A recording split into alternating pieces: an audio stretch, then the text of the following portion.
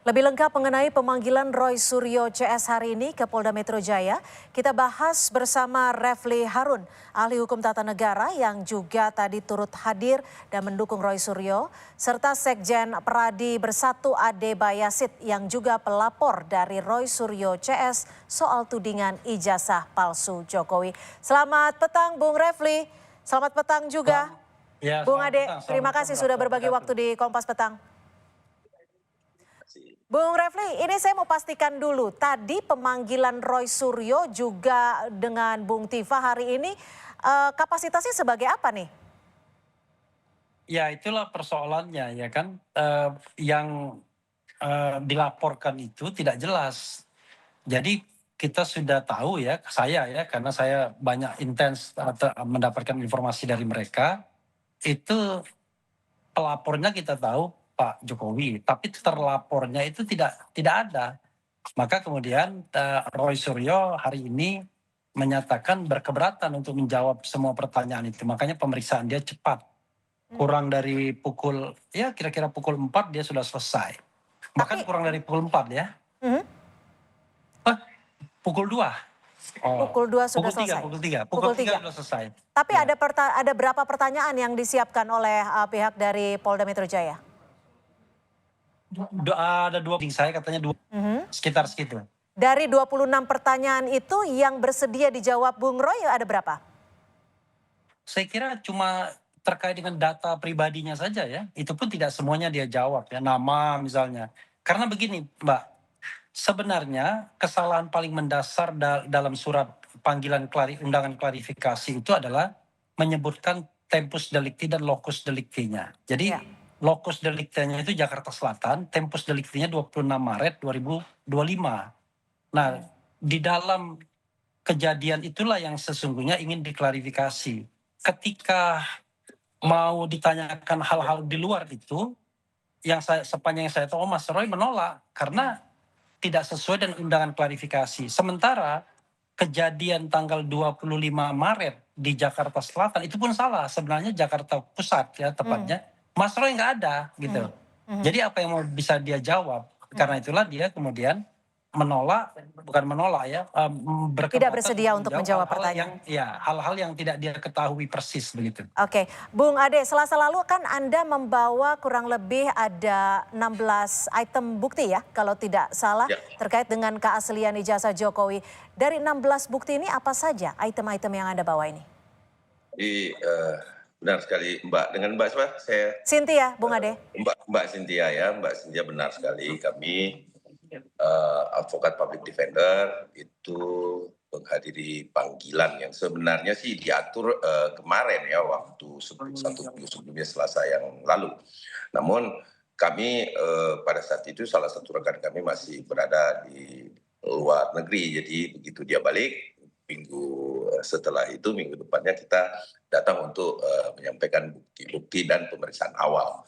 Namun random pemeriksaannya kalau mau disebutkan 16 itu belum selesai sampai di 16 bukti ya Mbak Cynthia ya, karena begini, tidak hanya 16 sebenarnya yang akan berjalan bukti-bukti ini karena dia akan random terus. Karena saya memperhatikan itu totalnya kita 25 Mbak ya. Mbak Cynthia yang bisa saya sampaikan. Yang paling kuat apa dari 16 atau 25 bukti yang Anda klaim ini? Video, ada beberapa video, itu termasuk alat bukti yang firm menurut kami. Terus kemudian ada screenshot ya, yang memang di situ pernyataannya jelas itu diduga ya mengandung unsur pidananya di situ. Jadi alat bukti ini termasuk handphone juga Mbak ya, yang kita gunakan untuk ada beberapa item handphone yang mungkin juga akan kita berikan kepada penyidik. Namun itu tidak terhenti sampai di situ, karena begini, saya ingin sampaikan kepada masyarakat Indonesia di sini bahwa bangsa kita bahwa ini adalah pidana berkelanjutan. Kalau kita lihat, kenapa? Karena dengan adanya pelaporan yang ada di Polda Metro Jaya ini tidak menghentikan ya satu perbuatan atau berulang-ulang dilakukan. Oke, yang Anda ingin laporkan adalah penghasutan media elektronik. Ini yang mana? Kalau pasal awal yang kami cantumkan di situ adalah 160 Junto 28 ayat 2. Mhm. Terus kemudian kita juga menambahkan dalam BAP karena kami lihat ini adalah pidana berkelanjutan yang diduga tindak pidana berkelanjutan, Mhm. maka kami menambahkan di situ di Undang-Undang Nomor 27 tahun 2023 tentang Bung Ade, kita pakai bahasa yang mudah dimengerti oleh masyarakat. Teknis ataupun inti dari penghasutan yang Anda maksud nih bagian yang mana, Bung? bagiannya adalah bagaimana seorang Roy Suryo ya menyampaikan langsung ya bahwa ini palsu dari bahan yang dia miliki, bahwa di situ ada tertulis Joko Widodo, ijazah, kemudian dia langsung menyampaikan narasi, itu tidak lagi mengatakan diduga palsu, tapi dia sudah meyakini 100% palsu. Nah ini videonya ada sama kita. Oke. Nah, itu meyakini betul dan ini palsu. Nah, ini yang membuat keresahan yang mungkin masyarakat Indonesia tahu bahwa loh kok bisa-bisanya ini sebagai Oke. edukasi kok bisa-bisanya sebagai peneliti harusnya dia meneliti itu harus ada izin loh sebenarnya ya Oke. kepada Pak Jokowi. Ya. Kalau memang itu jasanya Jokowi ya. Ya. Gitu. Bagaimana Bung Refli menanggapi ini, Bung Refli? Yang kita persoalkan ini beda sepertinya ya. Tadi saya ditanya tentang Ya. laporan ke Polda Metro Jaya. Nah ini laporan pihak Pradi Bersatu. Kita mau diskusi yang mana? Karena ini ada dua laporan yang berbeda tapi berkaitan dengan orang-orang yang sama sebenarnya. Iya, kan persoalannya adalah Pradi Bersatu diperiksa. Nah, Roy Suryo kan belum dipanggil. Jadi saya kan tentu tidak bisa berkomentar terhadap sesuatu yang belum jelas kan. Yang diundang klarifikasi kan Pradi Bersatu. Nantilah kalau Roy Suryo dipanggil, kemudian dia menjawab apakah relevan atau tidak. Tetapi memang ya, ini kan untuk ilmu pengetahuan. Pasal 160 KUHP itu sudah di judicial review di Mahkamah Konstitusi. Tidak hanya delik formil tapi juga delik material. Jadi kalau kita bicara mengenai penghasutan, itu secara material ada tindakan akibat penghasutan tersebut, ya. Dan kalau kita lihat, kalau misalnya keributan di dunia maya dan lain sebagainya itu tidak dianggap ya sebagai sebuah katakanlah sebagai sebuah tindak pidana. Apalagi ada putusan MK dalam konteks yang lain ya, bahwa yang namanya keributan dalam dunia maya itu ya bukan tindak pidana. Oke, Karena itu Bung. menurut saya, tapi saya lebih senang mengatakan begini, nantilah kita tunggu apa yang mau dimaui oleh penegak hukum, apa yang mau dimaui oleh pelapor. Tapi kalau dalam konteks laporan oleh Jokowi ke Polda Metro Jaya, laporannya tidak jelas karena tidak menyebut nama terlapor. Oke. Nama terlapornya tidak jelas, lalu dalam undangan klarifikasi dibilang lokus deliktinya itu di Jakarta Selatan, tempus deliktinya 26 Maret dan itu sama sekali tidak ada Roy Suryo di sana sama sekali sehingga dia tidak bisa menjawab apa-apa begitu. Karena kalau kita mau datang untuk diklarifikasi ya tentu kan sesuai dengan materi undangannya. Nah, materi undangannya itu nggak jelas. Jadi menurut Anda Jelas pun di ini tempus untuk naik ke dan penyidikan akan sulit ya dari pemeriksaan yang tadi ya? iya, kalau misalnya secara subjektif Roy Suryo saja, karena kosong akhirnya. Tidak ada yang kemudian bisa disampaikan karena penyelidik dari awal sudah keliru begitu.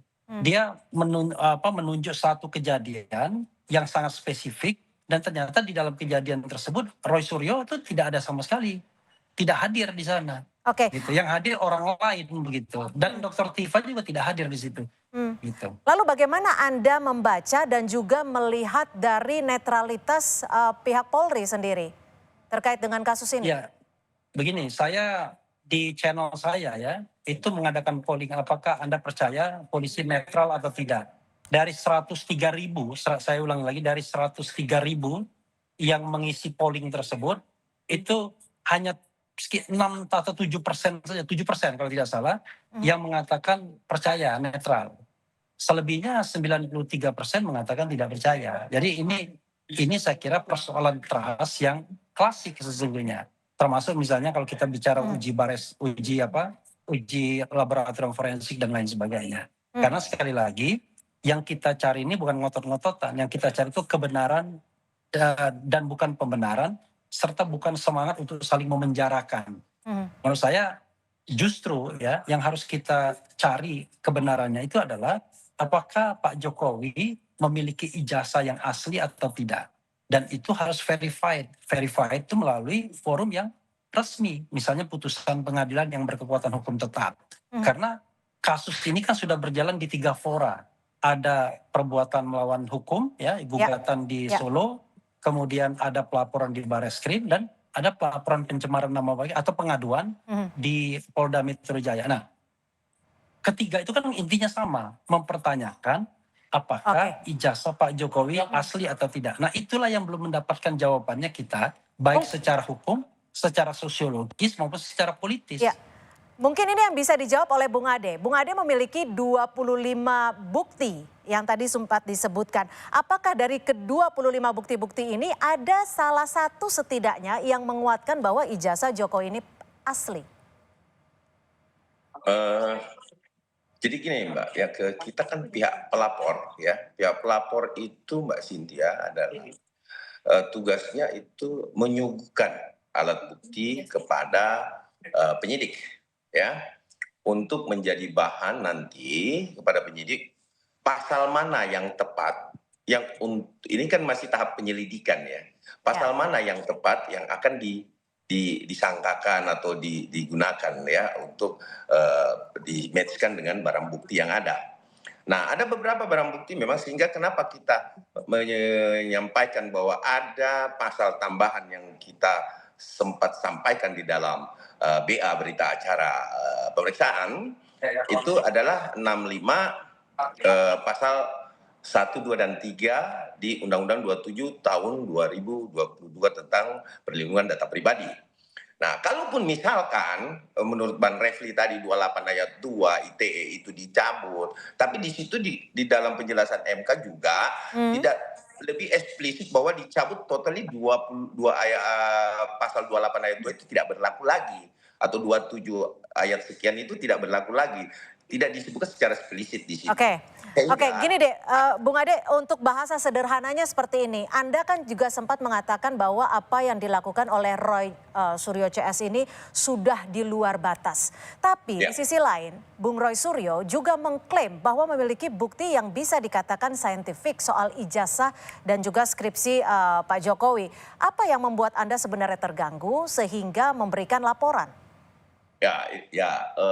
Menurut kami yang pertama yang mengganggunya teman-teman RS CS yaitu membuat ada terbelah anak bangsa tentang pemikiran terhadap mantan Presiden ke-7 Joko Widodo, termasuk saya yang pribadi yang tadinya itu merasa bahwa loh, kok UGM ini mengeluarkan ijazah tetapi dinyatakan palsu. Secara saintifik ini kan belum pernah dilakukan penelitian ya Mbak ya, belum pernah uji forensik. Nah sekarang sudah diuji forensik oleh Mabes Polri. Nah ini isu-isu ini mengganggu kami juga sebagai aparat penegak hukum bahwa ini terjadi pembiaran di sini sehingga pemikiran-pemikiran kita menjadi terbelah antara percaya dan tidak percaya. Tentunya kita dirugikanlah secara pemikiran ya. Terus kemudian sebentar Mbak ya. Kemudian secara salah satu contoh ya seperti disebutkan teman kami bahwa keluarga kami pun menjadi tidak percaya kepada UGM. Ini persoalan kan. Nah, di situ persoalannya Mbak yang membuat kami sangat berpikir ini perlu dilakukan pelaporan. Baik, kami tangkap. Seperti itu Mbak. Kami tangkap Bung Ade Bayasit, Sekjen dari Peradi Bersatu, dan Bung Refli Harun, ahli hukum tata negara. Terima kasih.